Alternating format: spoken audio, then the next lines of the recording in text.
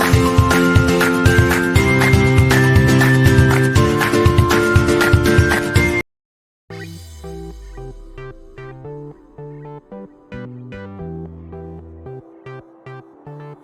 Friends, welcome to my kitchens. દાળમાંથી બનતા પકોડા તો બધાએ ખાધા જ હશે, પણ આજે આપણે ઝટપટ બની જાય અને સ્નેક્સમાં લઈ શકાય તેવા ચોળામાંથી પકોડા બનાવશું. તેની રેસીપી જોઈએ એ પહેલાં ફ્રેન્ડ્સ, તમે જો મારી ચેનલને સબસ્ક્રાઈબ ન કરી હોય તો જરૂરથી કરી લેજો અને મારા વિડીયોને લાઈક અને શેર કરવાનું ભૂલતા નહીં. તો ચાલો માણીએ.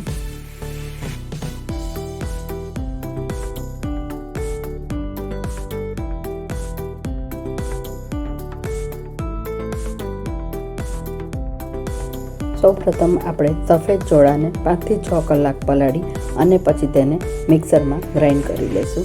આવી રીતે કરકરા વાટીને પછી તેમાં આપણે સ્વાદ મુજબ મીઠું અને આખા ધાણા હોય એને જરાક વાટીને નાખવા. ત્યારબાદ તેમાં અજમો નાખવો. અહીંયા અજમો સ્વાદમાં સારો લાગે છે એટલે મેં થોડો અજમો નાખ્યો છે. હવે અજમો નાખ્યા પછી તેમાં તીખાશ માટે જેટલા જોઈએ તેટલા અધકચરા વાટેલા મરી નાખવાના છે અને મરી નાખ્યા બાદ હવે તેમાં થોડા આદુ મરચાંની પેસ્ટ નાખવાની છે. આ થોડાક ભજીયા તીખા હોય તો સ્વાદમાં ખૂબ જ સરસ લાગે છે. અને હવે ત્યારબાદ તેમાં મીઠા લીમડાના પાન, પણ મીઠા લીમડાના પાનને આવી રીતે હાથેથી કરી અને પછી જ તેમાં એડ કરવાનું છે એટલે તેનો સ્વાદ ખૂબ જ સરસ આવે છે. અને છેલ્લે તેમાં થોડીક ચડિયાતી હિંગ નાખવાની. હિંગ નાખવાથી તેનો સ્વાદ ખૂબ જ સરસ આવે છે. અને આ બધા મસાલા નાખ્યા બાદ તેમાં હવે થોડી હળદર નાખશું અને હળદર નાખ્યા પછી તેમાં આપણે 1 થી 2 ચમચી જેટલો બાઇન્ડિંગ માટે ચોખાનો લોટ એડ કરશું. ચોખાનો લોટ એડ કરી અને ત્યારબાદ તેને મિક્સ કરી અને 5 થી 10 મિનિટ રહેવા દેવું.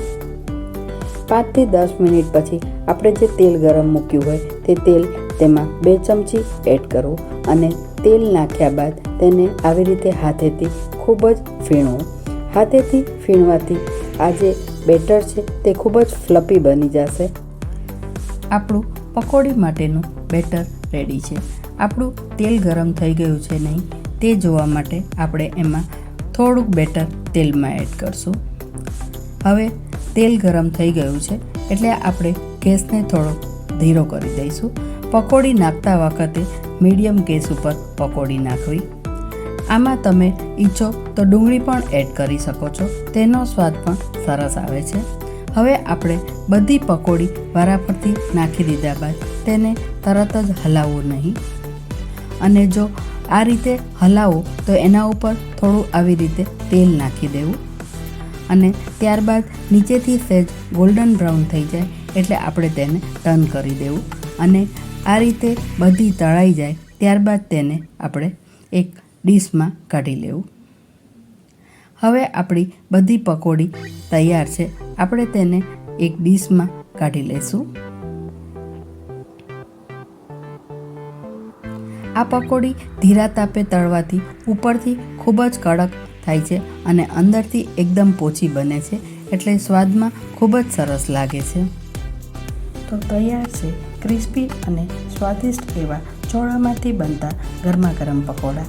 આને તમે ચટણી કે સોસ સાથે પણ સર્વ કરી શકો છો. તમે પણ ઘરે જરૂરથી ટ્રાય કરજો. તો મળીએ નેક્સ્ટ રેસીપીમાં. ત્યાં સુધી બાય બાય.